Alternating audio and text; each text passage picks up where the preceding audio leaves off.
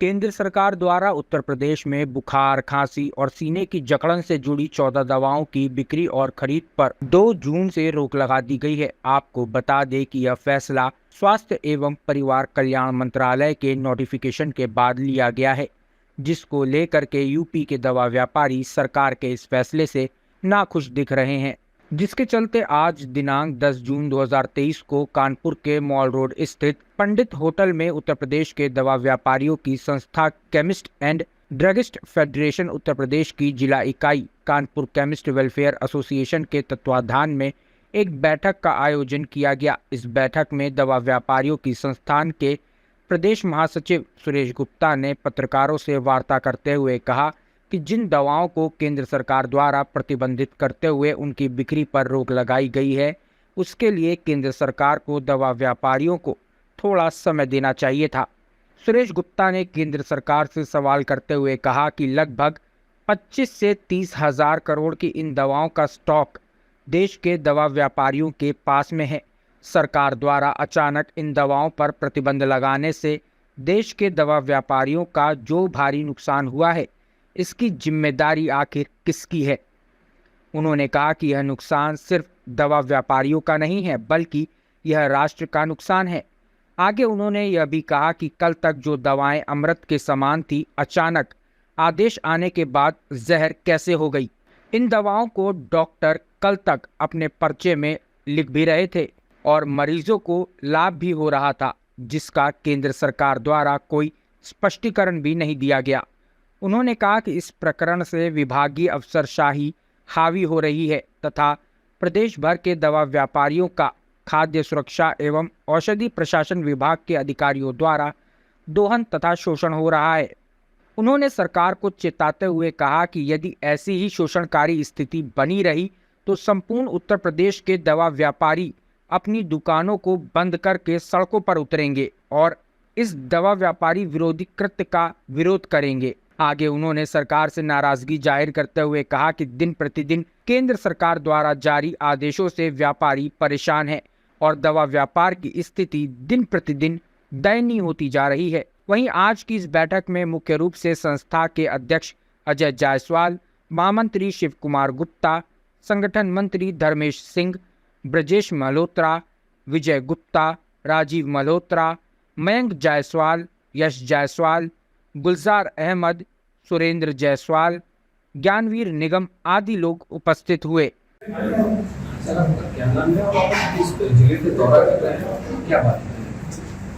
मेरा नाम सुरेश गुप्ता है। Chemist and drugs federation Uttar Pradesh का मैं प्रदेश महासचिव हूँ। अभी मैं पिछले 3 दिनों से प्रदेश के विभिन्न जिलों के दौरे पे हूँ। उसका कारण ये है कि केंद्र सरकार ने 14 कॉम्बिनेशन ड्रग्स को बैन किया है। उसके लगभग 2,500 से 3,000 ब्रांड है और पूरे देश में जो उसका स्टॉक है, बना हुआ माल है, करीब 25 से 30 हज़ार करोड़ है। हमारा ये कहना है कि जो स्टॉक है उसको निस्तारण तक सरकार को दवा व्यवसायियों को समय देना चाहिए, जो कम से कम 60 दिन का हो। अगर किसी के पास अगर वो स्टॉक है और वो दवा को बेच नहीं रहा, खरीद नहीं रहा है, तो उस पर कोई भी किसी तरह का कार्रवाई नहीं होना चाहिए।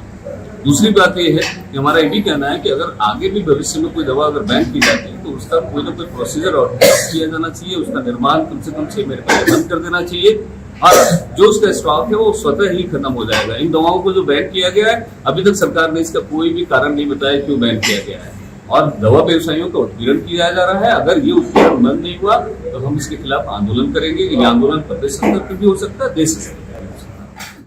आप लगातार यूपी के कई जिलों के दौरे कर रहे हैं, तो उसका क्या मकसद है?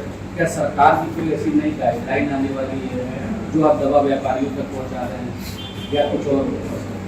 देखिए, भारत सरकार ने 2 जून को 14 कॉम्बिनेशन ड्रग को बैन किया है। वो 14 जो कॉम्बिनेशन ड्रग्स हैं वो लगभग उसको ब्रांड में अगर आप उसकी गिनती करें तो 3,500 से 3,500 ब्रांड है जो पूरे देश में बेची जाती है। कॉम्बिनेशन ड्रग में आपको बता दूं उसका क्या तात्पर्य होता है। वो दवा जिसके अंदर एक मॉलिक्यूल से ज़्यादा मॉलिक्यूल होता है, जिसका मिश्रण होता है।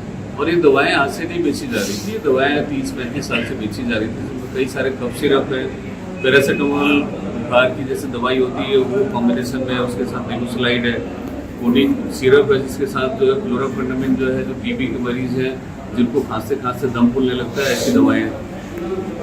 बैन की गई सरकार के द्वारा। सरकार के पास अधिकार है, कभी भी किसी दवा को बैन कर सकती है अगर उस दवा का दुरुपयोग हो रहा हो या उस दवा से किसी का जीवन की हानि हो रही हो।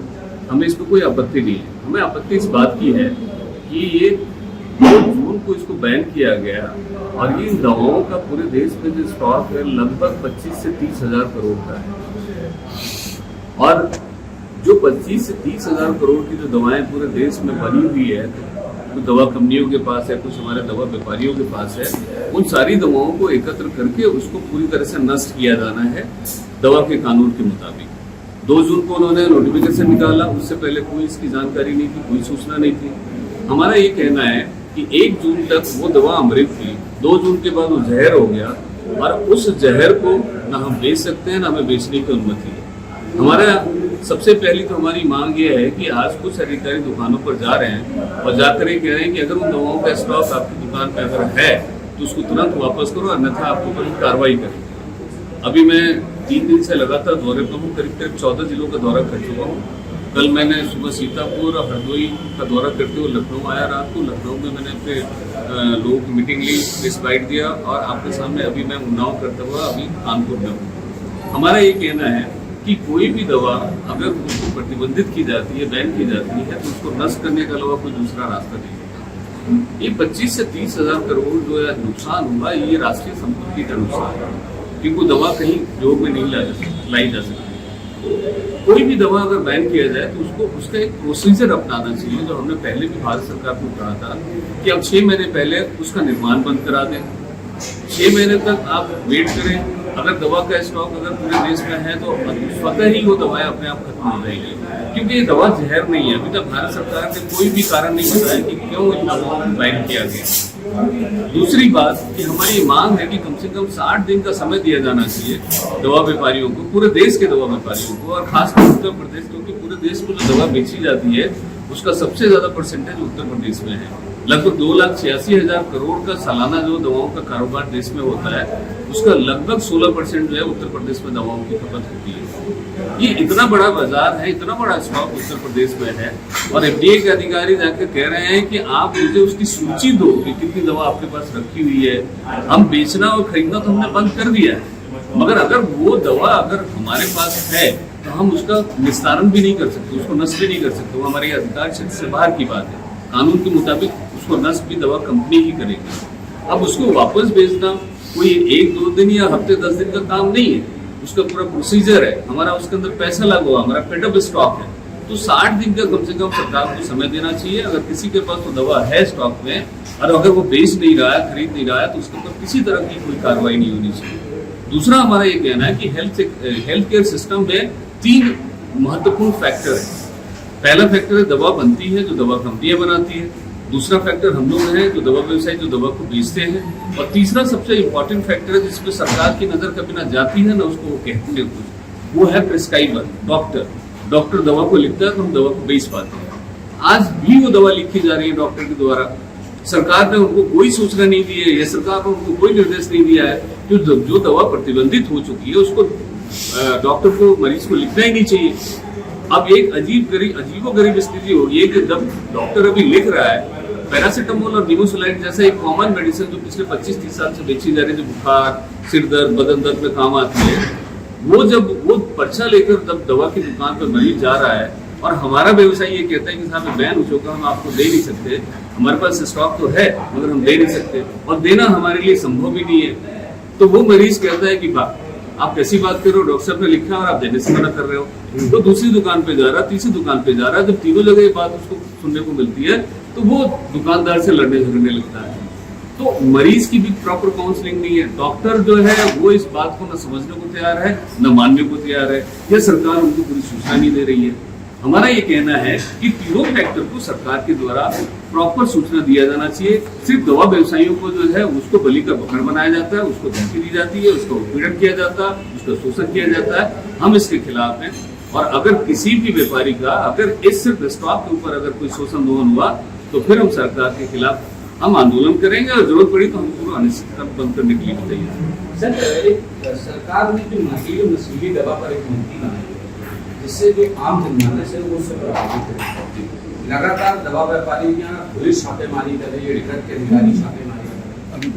डेंगू के पेशेंट आज परेशान भी हैं, उनको नस्ली दवाई नहीं मिल रही है जो उपयोग में आती है, और दवा ट्रेड के जो लोग हैं वो उनको रख नहीं पा रहे हैं। तो कभी आपकी जो संस्था है कभी बात हुई, कभी चर्चा हुई? जी देखिए, जो इन्होंने साइकोट्रॉपिक सब्सटेंस का क्रय विक्रय की इन्होंने सीमा निर्धारित की, उसके खिलाफ स्पेशली हमारी संस्था कोर्ट में गई, माननीय उच्च न्यायालय में गई। उच्च न्यायालय ने उसके ऊपर स्टे दिया हुआ है। अब आप कहेंगे कि भाई सरकार ने एक अच्छा कदम उठाया, कुछ लोग इसकी दलील भी दे रहे हैं कि भाई इसका दुरुपयोग हो रहा था या लोग इसका मिसयूज कर रहे थे, इसलिए सरकार ने इसको रिस्ट्रिक्ट किया, सेल परचेज की मात्रा सीमित की। हमारा ये मानना है कि जो लोग दुरुपयोग कर रहे हैं उसके 3 सरकारी सिस्टम है जो उस पर कार्रवाई कर सकती है। ड्रग विभाग है, एक नारकोटिक्स का विभाग है, एक पुलिस का विभाग है। क्योंकि जो साइकोट्रॉपिक सब्सटेंस है उसका कानून जो एनडीपीएस है वो उसको पुलिस में डायरेक्टली उसके अंदर इन्वॉल्वमेंट हो सकता है, उसका इंटरफेरेंस हो सकता है। हमने कोर्ट में जाकर लाखों रुपए खर्च करके कई सुनवाई के बाद उस पर स्टे मिला। जो सही दुकानदार थे उन दवाओं को उन्होंने बेचना बंद कर दिया, क्योंकि सरकार ने सिर्फ और सिर्फ उत्तर प्रदेश सरकार जो उसके अधिकार क्षेत्र में नहीं है, कानून में ऐसा कोई प्रावधान नहीं है कि किसी भी दवाओं को आप उसकी बेचने और खरीदने की सीमा निर्धारित करें। केंद्र सरकार उस कानून में संशोधन करके तो कर सकती है, प्रदेश सरकार नहीं कर सकती है। मगर फिर मेरा फिर भी ये कहना है कि अगर इन दवाओं का दुरुपयोग हो रहा है तो आप उसको फांसी पर चढ़ाइए, आप उस पर कानूनी कार्रवाई कीजिए। मगर जो सही तरीके से इस व्यवसाय को कर रहा है या जिस मरीज को जरूरत है इन दवाओं को उसको उपलब्ध न हो, ये समाज के लिए बड़ा घातक है। अगर आपको हमारा वीडियो पसंद आया हो तो इसे लाइक करें, सब्सक्राइब करें और साथ ही बेल आइकन दबाना ना भूलें।